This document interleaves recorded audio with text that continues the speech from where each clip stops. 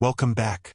We successfully downloaded HTML, which is text data that needs decoding. Now, let us tackle binary data by downloading an image file from the internet and saving it to our local system. The key difference lies in how we handle the file content. 1. Defining URL and local file. We define the image_URL. I'm using a placeholder URL that serves a random image, but it could be any direct link to a JPG or PNG. We also define the desired output file name, local_file name. 2. Downloading the binary content. We use the with statement to open the URL and ensure the connection is automatically closed.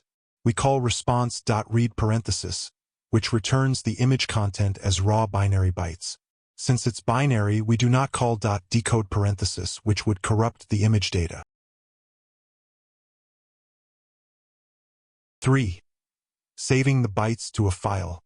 This step is crucial. We open a local file using the file name we defined, but notice the mode, WB.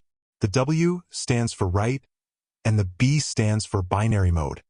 This tells Python not to perform any text encoding and to write the raw bytes directly to the disk.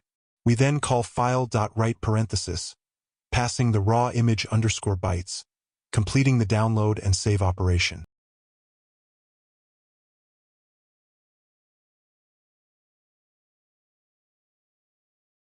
To summarize, we have seen how to handle both text and binary data using high-level networking tools.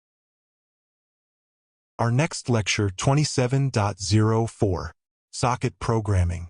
See you there.